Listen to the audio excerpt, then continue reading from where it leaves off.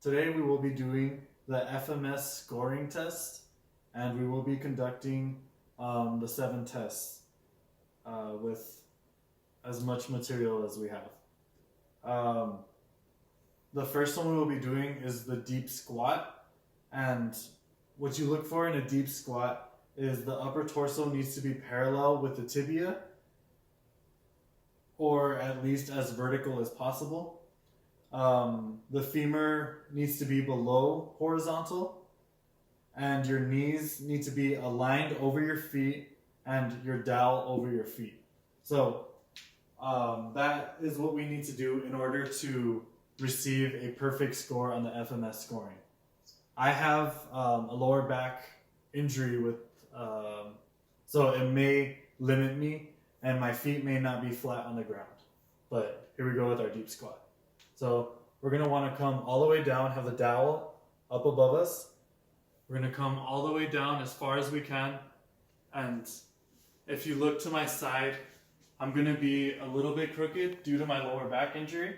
And my knees aren't going to be as aligned with my feet as they need to be.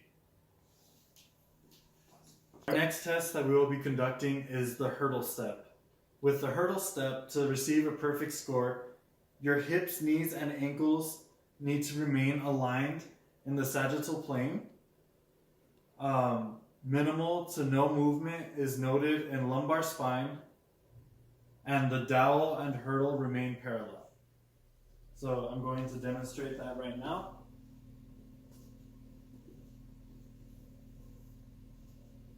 So we have our dowel right here, and we don't really have a hurdle to go over, but I will be bringing my leg up, and you need to have it nice and high for when you're hurdling. Make sure everything is nice and parallel, that everything is vertical and aligned, and simply step over, and there you go. Okay, so for our next one, we're going to be doing the inclined lunge. For this one, the dowel needs to be completely vertical and make contact with your spine the entire time. And you have to note if there's any torso movement. You have to make sure that everything is perfectly aligned in the sagittal plane, especially your feet. And your knee needs to touch, I don't have a board, but I will be doing it in a straight line. Your knee needs to touch the board behind your heel of the front foot. Okay, so here we go. Again, I have a lower back injury, so I will be doing it to the best of my ability. And as you come down, you see that my knee is touching the heel of my foot, and that my back is semi-aligned with the dowel. For this next test, we will be doing the shoulder mobility test. And as you can see, this individual would receive a 2 as a score, as they are about 1.5 hands of a reach. Okay, so for this next test, we'll be doing the active straight leg test. So this will be our malleolus, and we will be placing this on the mid-thigh of the resting leg. And I don't really have a meter stick, but I will use my pole and a ruler. So with this leg, we're going to go ahead and have our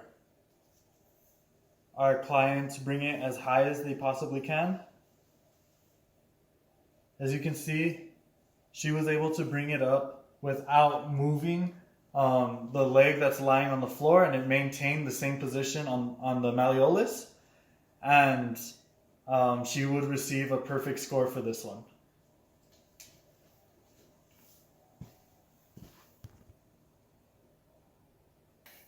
We will be doing the trunk stability push-up, and we will be looking to make sure that the entire body comes up in one smooth motion rather than the spine lagging. When we look at this, men are going to be doing push-ups with their thumbs aligned with their head, the top of their head, and women would be doing it with their thumbs aligned to the bottom of their chin. So we will start by laying on the floor, having our feet together.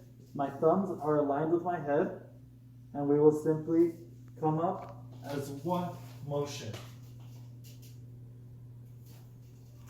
Okay, so for our last test, we'll be doing the rotary stability test. And again, all these exercises I'm doing to the best of my ability. I have a lower back injury, so typically I wouldn't qualify for most of these tests, but I'm doing my best. So for this next one, we will be coming down and we will have our body aligned straight, and we will just simply be bringing